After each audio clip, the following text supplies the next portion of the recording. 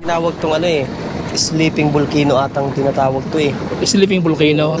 Huling pumutok to, siguro mga ano pa lang ako noon eh, bata pa, mga 14 o 13 anyos. Sa first episode ng ating 3 araw na ride sa Albay at Sorsogon, bibisitahin natin ang mga sikat na atraksyon gaya ng pasyalan sa mismong Bulacan Mayon at ang Kumukulong Lake. Masingawan na to.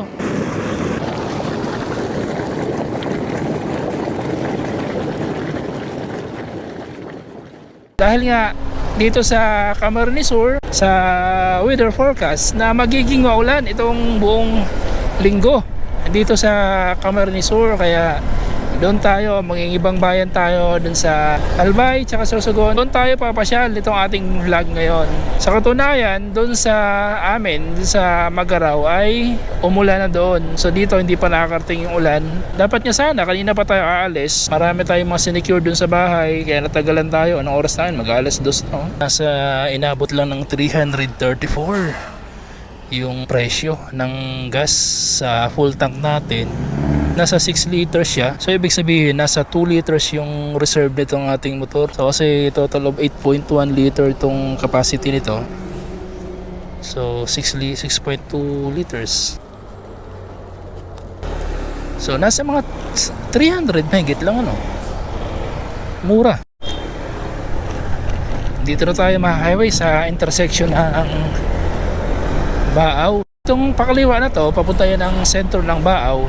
Ito naman, sa kanan, papunta to ng Albay, papuntang Sorsogon. Dito tayo sa kanan kasi ang punta naman natin ngayon ay papunta tayong Albay tsaka Sorsogon. So yun, dito na tayo ngayon mga highway sa location itong bagong ginagawang bypass road. Mula dito sa Baaw, papunta yan doon sa bayan ng Bula na parehong bayan na sakop ng Camarines Sur. So napakaganda mga highway, good news yan kasi magiging 10 to 15 minutes na lang daw ang biyahe kapag natapos na ang project na yan, yung bypass road na yan, sabi ng ating napagtanungan.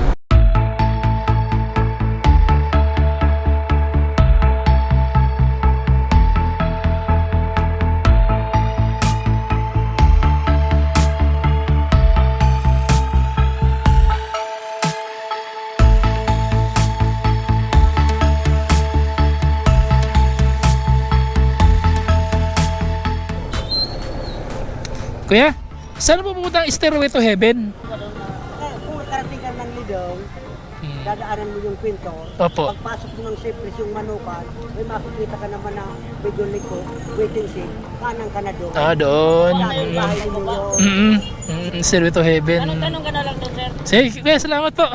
Kakaya pa naman, alas 4 pa. Salamat po, kuya. Ingat po. Cypress. Okay, tara. Kakanan tayo dito, mga highway. Yan. Itong pakanan na to. Yun yung simbahan, yung tumbok nung kanina. Diretsuhin lang natin to.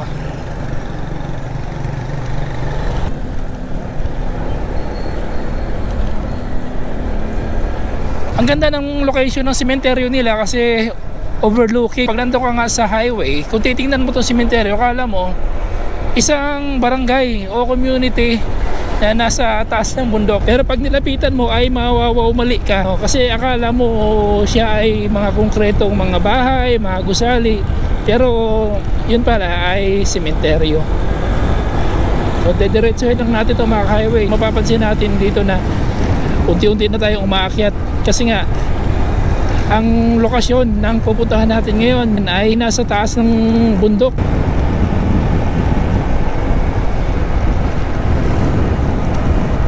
Papansin natin dito yung sementeryo nila parang dense na masyado, may mga nitso na andito na halos sa katabi ng kalsada. Makikita natin mga highway yung kapatagan sa baba.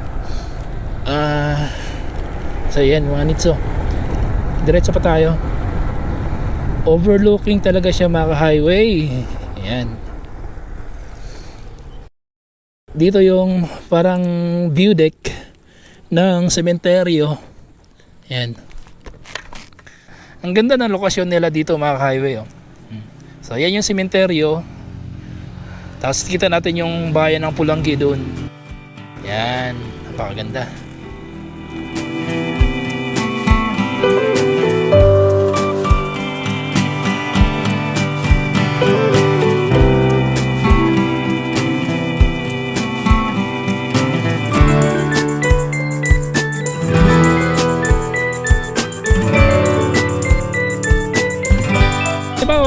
pupunta kayo sa may Lake Danau dito sa Pulangi.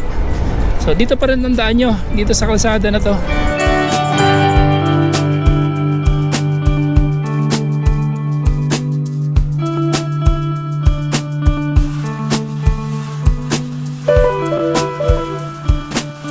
Tayo kakanan mga highway sa 2JMP Adventure Park.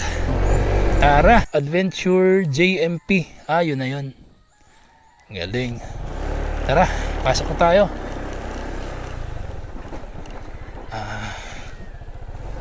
So yan, I love Tanawan. Siguro Tanawan Mountain Hills. Yun o.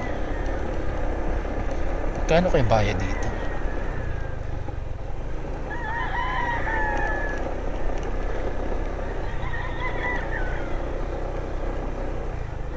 Magkano bayad, sir? 50? Sa halagang 50 pesos, buong araw ka nang pwede tumambay dito.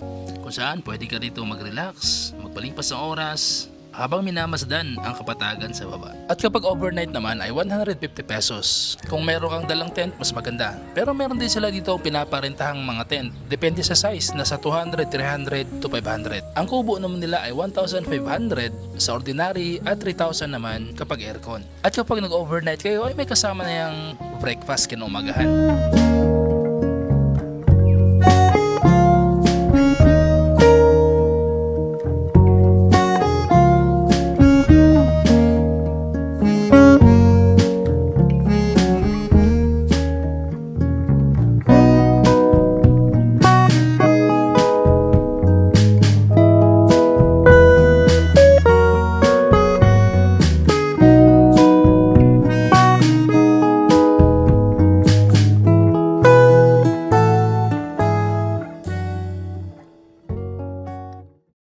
Good morning mga highway.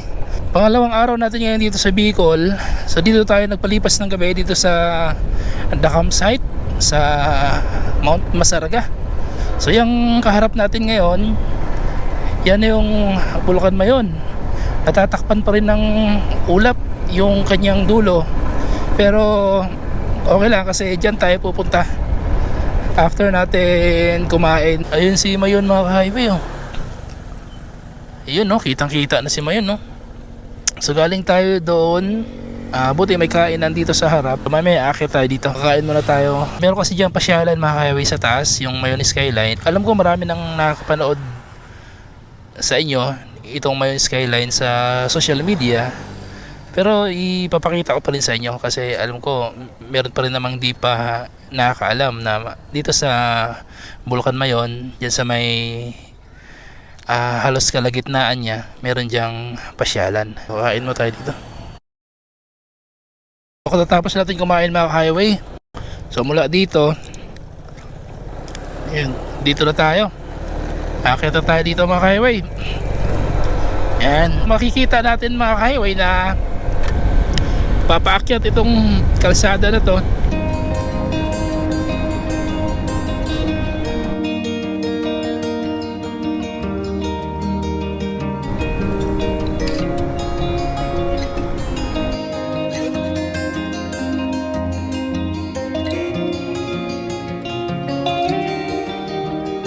Halos dito na tayo mga highway. So mayroong basketball court dito sa ibaba at dito sa itaas lang konti, yan na yung Mayon Skyline. Yan. Ayos. So, may mga mabibilhan na ring mga tindahan dito. Ito, parking tayo dito mga highway.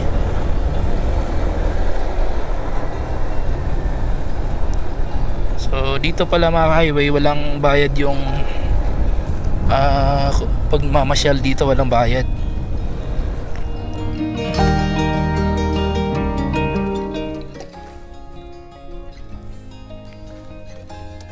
So napakatahimik, sarap ng hangin. So kita natin yung Tabaco City sa baba.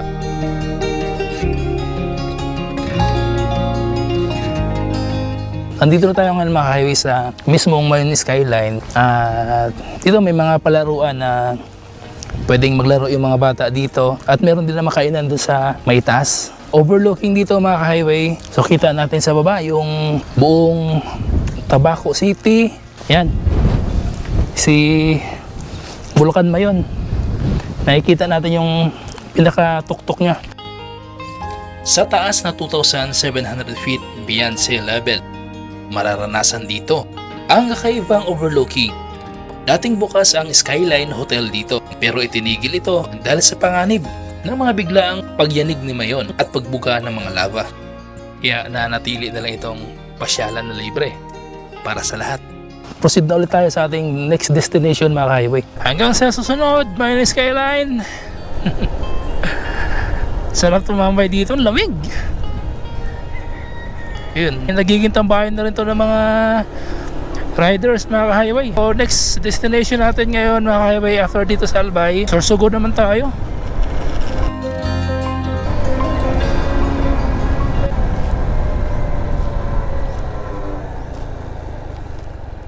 So dito na tayo sa Buenavista. Dito pa rin sa Albay mga ka-highway, pero dito na to sa Legazpi, ano? So mula doon sa Mayon Skyline hanggang dito sa Buenavista, nag-travel tayo ng 2 oras. Silipin natin tong ginagawang kalsada dito na napakatarik, grabe. Dati nang napuntahan natin to, silipin natin ulit. Ang tarik kasi dito eh. Sabi nung napagtanungan natin na itong kalsada na to, once pag natapos na, ang tagos daw nito ay doon sa Castilla, Sorsogon. Pag natapos na to, imbis na yung daan is doon sa may bangkeruhan, yung intersection doon sa may eskwelahan, dito na sila dadaan. Mas mapapalapit na yung access nila. Tingnan natin dito mga ka-highway kung hanggang saan na yung ginagawa.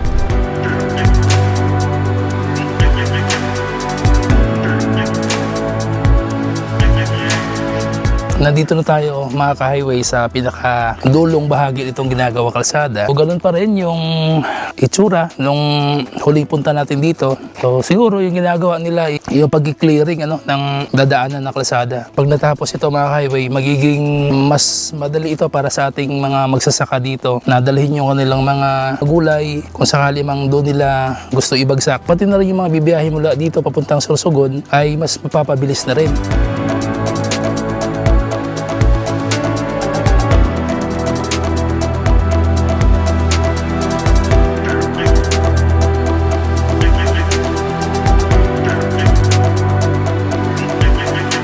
So papunta naman tayo ng Manito Albay ngayon mga ka-highway. So yan ang problema ngayon. Paano na to? Sobrang tarik.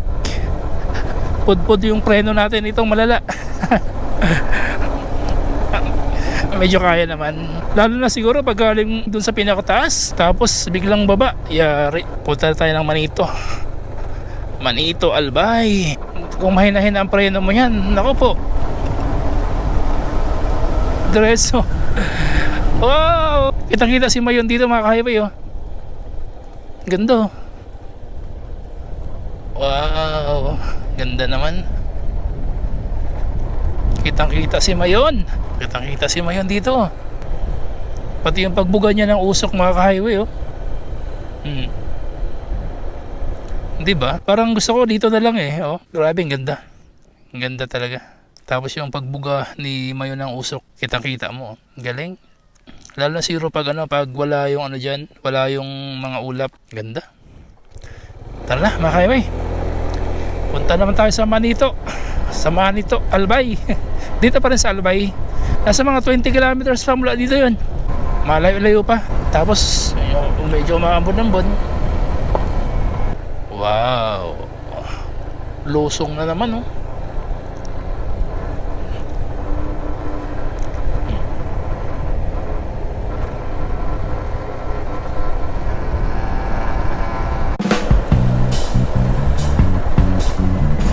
Dito na tayo mga ka-highway sa sentro ng Manito. Dito sa Albay pa rin ito mga ka-highway. So magtatanong tayo kung saan yung barangay Pawa, yung kinaroroonan ng Boiling Sea. Kaya yung barangay Pawa ba yun, kaya yung may Boiling Sea? Barangay Pawa. Diretso lang ano? 4 kilometer. Nalagpas pa dun sa may sa Nag-Aso? Hindi, Dito po yung bawa. Ah, Malayo na yun. malayo na yun. Sige, salamat ya. Ingat pa, ingat. So, ayun. Mga 4 kilometers daw mga highway yung Barangay Pawa mula dito.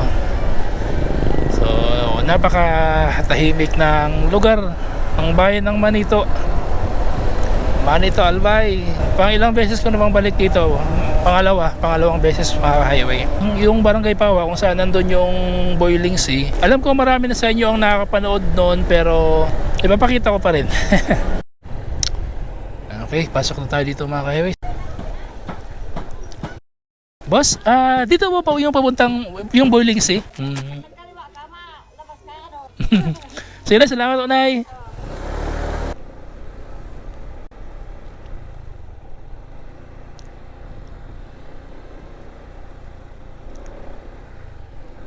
Wrong timing yung punta natin mga highway at high tide na ngayon. Dapat daw, sabi ng mga nakausap natin dito, dapat daw mga alas 10 ng umaga. Pero ayun, ang mahalaga na kunan pala natin na footage yung location. Balik na lang tayo sa susunod pag hindi na high tide. So tara, punta naman tayo dun sa may boiling mud naman. So ayun, wrong timing lang mga highway kasi high tide ngayon. Pag high tide kasi, hindi natin makikita yung pagbulwak ng tubig kasi natatakpan ng dagat eh. So pag low tide raw, doon natin makikita yung pagbulwak ng mainit na tubig. Kaya tinatawag na boiling sea. Dati daw mga highway, sobrang taas na doon. Umabot daw yun ng mga 5 metro yung lakas ng bulwak nun. Pero nung paglipas ng mga panahon, unti-unti siyang humina. Siguro natatakpan yung butas niya. Kakanan tayo dito mga highway. Papasok dito sa papuntang Inang Maharang. Kung doon sa Boiling Sea, doon sa may Barangay Pawa, wrong timing tayo. Dito mga highway, maaamoy mo na yung amoy ng sulfur. Tinawag tong sleeping volcano atang tinatawag to eh. Sleeping volcano. Oo. Parang ganun sabi nila ng mga matatanda dito Pumuputok to ano? Oo. Sabi mo ka kanina. Pumuputok pero matagal uling pumutok to siguro mga bata pa, mga 14 o 13 anyos. Pag pumutok, medyo lumala alimbawa yung ganyan. Pag pumutok, lumalawak yung yung butas ba? Lumalaki yung butas. niya lang, oo. Parang ganun. Yun lang naman yung pero sa amin wala naman. Kumbaga para maintenance talaga siya na ganito yung sitwasyon niyan. Ganyan talaga yan. Bata pa ako, ganyan na yan. Lumalaki lang kunti. Kasi dati, hindi naman gaano kalawak yan eh. Nang pumutok, tumagdag. Tapos minsan kusa na lang na lumilitaw sa malapit sa niya. Siguro nabubutas yung lupa. Singaw na naman. Kasi rin yan naghuhukay din sa ilalim. So sobrang lakas ng pressure niyan. May pressure nga. Grabe talaga yung kalikasan. Oo. Sa kalikasan talaga to. Lupit, no? Dito na tayo mga highway sa boundary ng Albay tsaka Sorsogon City. Titingnan natin ngayon mga highway kung makakalusot na ba tayo doon sa ginagawa dyan sa may Bakon. Alam ko ginagawa pa yun eh. Tsaka yung last na punta natin doon, sabi nila tatagalan pa raw bago matapos yung kalsada. Pero pag hindi naman daw maulan-ulan, makakalusot ang motor.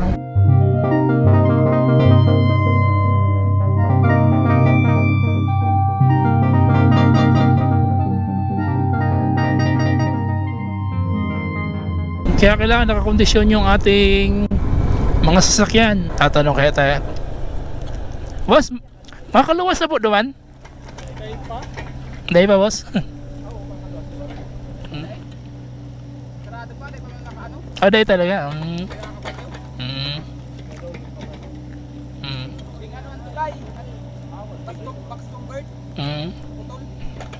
Sayang.